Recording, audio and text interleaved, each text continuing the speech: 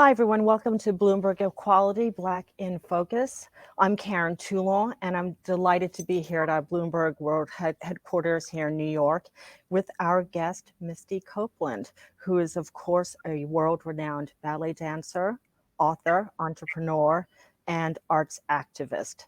Misty, of course, welcome. Thanks so much for being here with us today. Thank you. Thank you so much for creating this platform. I'm honored to be here. Well, we're going to let everyone know that they, of course, can email in, text in to us with their questions, and hopefully we'll get to them throughout our conversations. But first, I wanted to just say that I think it's really important that we started off this conversation series with you, because what I've been really thinking about is how Black women influence commerce and culture. And that's something that you've done through dance, especially with the American Ballet Theater, where you were the first Black principal dancer. You became that back in 2015. Um, and you've had, of course, a great deal of personal success, but you've also had challenges. And that's something that people around the world have been dealing with this year. We've had the pandemic, we've had um, racism, we've had extremism, we've had economic turmoil that have really hit minority groups and women and girls especially very hard. Um, and many people are just sort of existing right now. And I wanted to start off by asking you, as you've moved through your career and through your ups and downs of your life, professionally and personally, how have you handled those times when you've been in an existing mode and you've wanted to kind of make that transition to thriving? What can you tell us about how you've managed those tough times and moved to those thriving moments? Yeah. I think that, often when we are going through something or we're sad, I think it's in our human nature to kind of retreat and to kind of isolate ourselves and be alone. And I think that that's when you stop seeing beyond yourself, when you stop growing, when you stop seeing what's possible. And so I think that that's something I'm constantly coming back to whenever I feel static and I feel like progress isn't being made. I just try and open my eyes and ears and like look around me, whether that's getting advice or just exchanging, experiences, conversations with the people around me, with the mentors that I have, the incredible support system that I have. I think that's how I keep moving, especially within the pandemic. I think, at the start of it started with me, my last performance, I ended up pulling out of the show because of a back injury. So I went into the pandemic with this back injury, having a procedure, and then feeling like, what am I doing in terms of my career? I'm 38 years old. What's next? And now the world is shut down. And I just kind of took a pause and listened to what was happening in an environment that I could help in some way, that I had some control over, the ballet world. And I listened and I helped to create an initiative called Swans for Relief. Dancers that were losing their homes, had to move back home. Some dancers that were just kind of stuck, that lived in different countries, especially in America, that couldn't leave and were struggling to keep food on the table. And so to start an initiative that was raising funds for dancers globally in 14 different countries and 22 different professional companies. It's little things like that where you just kind of keep your eyes and ears open and find inspiration. That's something that's kind of been a bedrock to your career. I mean, ever since you were a little girl, you were called a prodigy. But it seems, reading about you and listening to your life story, that it seems that even from your earliest days, you seem to be aware that your specialness went beyond just when you put on your dance shoes. That you seem to be very aware that you were a unique person in the dance world, and that your situation, your voice, your your turning up could very well make a difference. Your representation mattered. Um, can you talk a little bit more about that, about Project Plie and writing your books, Bunheads? Um, why why that's a touchstone in your professional life and in your personal life?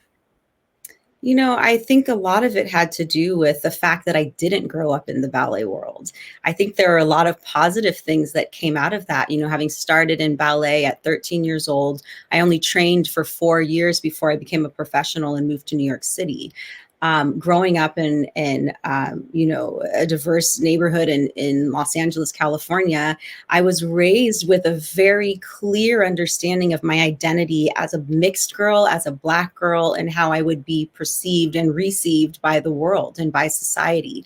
And I think having that groundedness and understanding going into the ballet world, I think I just had a different point of view and a different perspective in how I wanted to exist in this world. So I think that it's kind of shaped how I approach everything. I definitely didn't come in like I'm Black and I'm proud and I'm going to scream from the rooftops, but I sat back, I think, like I often do, and I observed people and I watched the Black men, which I was only surrounded by Black men, very few. I was the only Black woman at ABT for the first 11 years of my career. So I watched how they navigated their way through this white world, the ballet world at ABT. And I saw what they did that didn't work. I saw Black dancers get fired. I saw Black dancers, be discriminated against. And I watched and I learned and I found ways of communicating and not making people feel uncomfortable having conversations about race. And that just kind of has become my way of being in the ballet world, expressing myself and my experiences. It kind of sucks that this has to be the way we have to navigate as Black people, but that's a responsibility that I understood and took on. And I knew that by staying at ABT and being that voice, that eventually there would be more to come after me, and there would be, people would have to take responsibility. I think, especially with the platform that I built, that more people were hearing about the things that were going on in the ballet world, the racism, the discrimination, and all of those things have shaped the outside ventures, being able to share my story through my memoir, Life in Motion. I knew that it was going to benefit other people. So many people are in similar situations. And then with my children's books, especially with Bunheads, it's an opportunity to show a really positive side of ballet, which isn't often depicted in film and in media. There's so many negative tropes, and to be able to show diversity, different shapes and sizes and colors of kids coming together and forming genuine relationships. And it's not just about the competition. I just really want to bring out the positivity of what dance can do for a child, but also hold the ballet world accountable for the things they need to change. And of course, this is very, very topical, of course, this week, because this week, of course, the trial started of Dennis Chauvin, of course, under facing murder and manslaughter charges for kneeling on the neck of George Floyd for 9 minutes until he died. And those 9 minutes have triggered so many changes, so many conversations, so many pledges to do more, to do better, billions of dollars of pledges by companies and organizations to advance education, representation in the workplace, some of the work that you've already been doing and experiencing. And of course, all this happening at the same time of the pandemic, when companies are often closed or their operations are so different, they're not in their normal workplaces. When dance theaters reopen, when live production resumes, is this break out of bleak times? Sometimes different happens. Out of this break, do you think this is a time for theaters or live production spaces, performance spaces, to kind of rethink, when they reopen their doors, who they invite in and how they invite in? And is that an opportunity?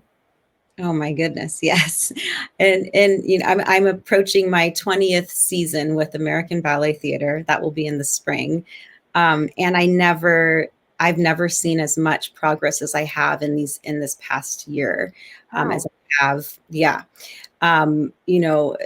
With the murder of George Floyd, the ballet world has been flipped upside down. And I think maybe people wouldn't assume that we would be affected as the whole world has been. But I've been speaking out very, very vocally and candidly about my experiences and racism in ballet, and within my own company. And this is the first time that I feel like I'm being heard. And it's the first time that my Black and brown colleagues feel comfortable enough and supported enough to speak up as well. And it's already changed what's going on in the ballet world. I think that it's made us address these conversations that we've been having, but no one's really taking accountability for it. The ballets that we're doing, the stories that we're telling, whose stories are they? They're not ours. They're not American stories. They're definitely not the stories of immigrants or minorities, of empowering women. So I think that this has just opened up this this thing that's needed to burst, this bubble that the ballet world exists in. And I can only imagine the beauty, and the just inviting more people into the theater. There's no way to go backwards. We can only move forwards. We've already kind of opened up these conversations, and people are going to hold these companies accountable, including my own company, American Ballet Theater. I certainly will be. And I'm excited to see the new creations and works and stories that are going to be told in the future when theaters open. Wow. So another trend we've been seeing is more majority companies and organizations are entering into business relationships with minority companies. Part of that is just simply more brand awareness of Black-owned brands, for example. And part of that is more awareness of the Black spending dollar. So Black people account for about $1.2 trillion in spending. 1.2 trillion, that's about the size of, that's the GDP of Australia, just under the GDP of Australia. That's a lot of money, Yeah. right? Early in your career, of course, we saw you with Under Armour. Fantastic. You've had a lot of other business relationships since then. You're now, I believe, one of the ambassadors, brand ambassadors of Breitling. There are probably a lot of founders and business owners watching who are thinking about, how did money aside, do not want to talk about the logistics of finances, but what do you think about when you're assessing who to get into a business relationship with? Your brand is very precious. What do you weigh? Even if it's a charity, even if it's sponsoring something, how do you make those decisions? It's always been very clear for me.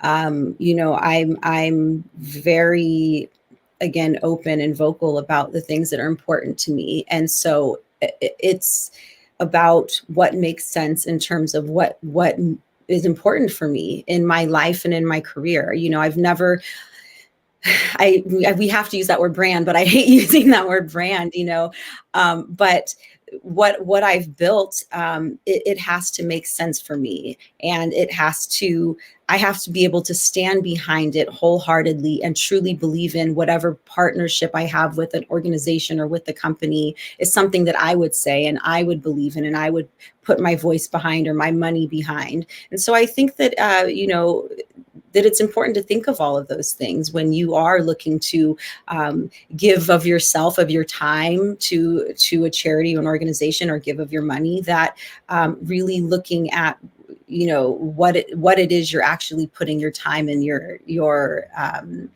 voice or your finances into. But also for me as well is that, even if a company aligns perfectly with me and they stand for the same things as me, I think I know we don't want to talk about money. I'm not really going to, but I think it's important for your value and your worth to be acknowledged. And that's often a big issue with Black athletes, especially with Black dancers, with Black people in general, is that, we're undervalued in our worth. And that's also important for me. And I have an incredible team of Black women behind me who understand what it is to be in this position. And I think that's important too, not just to say yes to everything because it's an opportunity, because you're going to be seen, but that people understand your worth.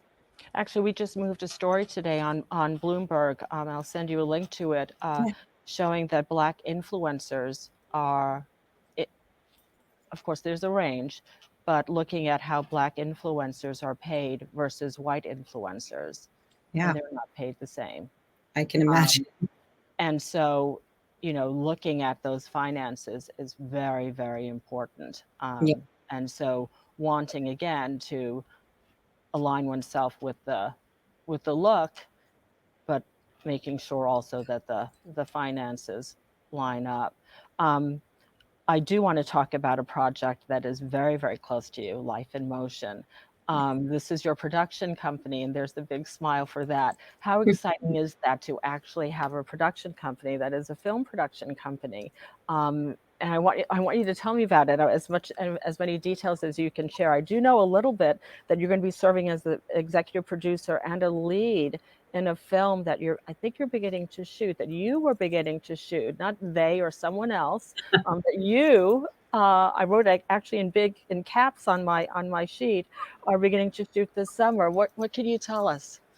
Yeah, this is something that I've had a lot of feelings about, for most of my professional career, just the way that dance and ballet in particular is depicted in film and in media. And, similarly to why I wanted to write Bunheads, I feel that it really does the ballet world and the arts and dance world a disservice by the way the public and the audience see ballet. Why would I want to put my daughter in ballet if I thought it was going to be like Black Swan, or if she was going to end up, an exotic dancer on the side, which this is the way it's depicted, have an eating disorder, have a really unhealthy relationship with her director. So these are all the reasons why I wanted to start a production company, to be able to be a Black woman behind the camera, be on the other side of things, to be able to have the voice and lens of people who've actually lived it and experienced these things.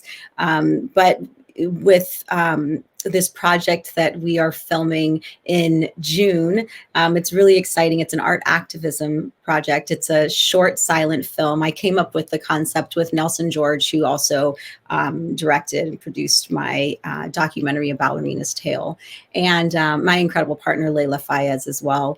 But it's a project set in Oakland, California, and it's really going to be shining a light on the homelessness crisis, not so overtly, but, a beautiful art dance project, bringing ballet and turf dancing, which is the type of street dancing that they do in Oakland. And, I really wanted to just bring in as many Bay Area people who really understand and the culture, the feeling, the mood, the energy of that incredible city, and to be able to highlight in a beautiful way and just show that anyone can be the face of homelessness. Even my own experience, as well as the lead dancer who'll be opposite me, Babatunji Johnson. But we both have experience being houseless. For most of my childhood, I was, and I don't think a lot of people would look at me and assume that. But it's really trying to educate people in what it means to be homeless, and how insanely it has exploded since the pandemic, especially in Los Angeles and in Oakland, California. So that's one project of many that I'm working on, and the only one as of now that I'll actually be in. But it's really exciting to take on this new venture. Clearly, homelessness is close to you. What don't people understand about homelessness? I mean, on the surface, it seems so sadly so simple. You just don't have a home, but Right. as a especially for children, so many homeless people are simply just children. They're women and children. What As a child, what does a child understand about themselves through Mm. being homeless? What does what do they understand the world thinks of them?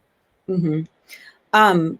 With that experience, it wasn't until ballet that I really started to develop as a person, and all of my uh, experiences from, the environments I grew up in, and not having a home a lot of my youth, it made me just so introverted. I was constantly making up lies. Like that's how we existed. We didn't want to deal with people asking questions. I mean, me and my siblings, I'm one of 6, and this constant fear of judgment, this constant fear of how people will start to treat you. So it weighs on you. It affects you in so many ways when you are living a lie.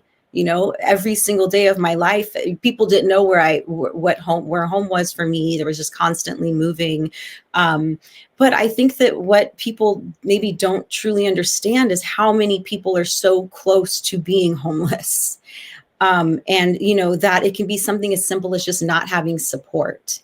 There may be people that can't keep a job, but they may have a family, they may have cousins or aunts or grandparents to go to and live with, and some people don't have that. And it's that simple. It could be that easy. Oh, I don't have a support system, I end up on the street. Not everyone is a drug addict, not everyone has mental illness, though those are also causes that result in homelessness as well. But there's such an array of people, and I think that we're just so afraid of approaching that whole subject because people just have these preconceived ideas of what that means. And I think a lot of the time with homeless people, it's not even that they need you to give them money. They need a support system and someone to help them with how they manage their money and how to continue once they get a home, how to keep that going and stay organized and stay motivated. That has been what I've learned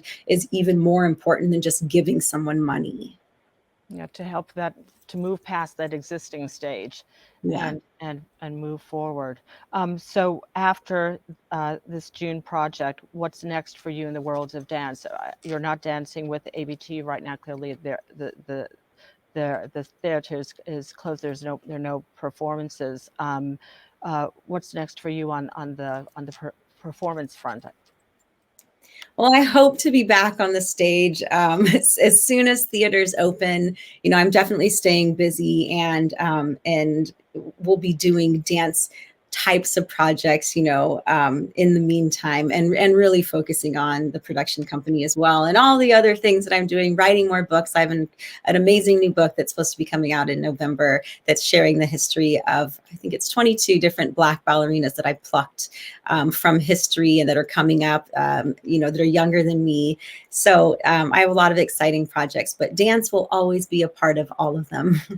Well, and finally, we've been talking so much about all the work that you're doing. I mean, your life really is about activism in motion. But just in case anyone's missed it, if anyone said to you, Misty, come on, you're Valerie, just be happy, put on your toe shoes and just dance. What's your response to that? As an artist, it's not this kind of insular thing where you just exist in this bubble and can be kind of shut off what your experiences are, what your opinions are. That's what makes art. That's what makes an artist, is having all of those experiences and feelings and expressing them. So, there's no way that I could be me and continue to grow and to be the artist that I am if I'm not expressing all of these things that are important and that I know will make an impact and change someone's life. Simply having, Raven Wilkinson, who was a Black ballerina in the 1950s, simply seeing her face completely changed the understanding of my purpose. And it made me want to continue to pursue being a principal dancer. There were so many times where I thought, why am I doing this? I don't have anyone who's done it before to look up to. And so I understand the importance of me having a voice and me having, a presence on the stage and beyond the stage. So to me, I just don't let those people's words affect me. Okay, well, Misty Copeland, thank you so much. Influence on point. Thank you for joining us. Really appreciate the conversation. So for everyone else, we'll see you again here next week live from our Bloomberg World headquarters here in New York. Until then, for Black in Focus and for our quality team, for Meg Eli on our social team, and for all of our tech support here in New York, I'm Karen Toulon, and this is Bloomberg. Thank you, everyone. Have a good day.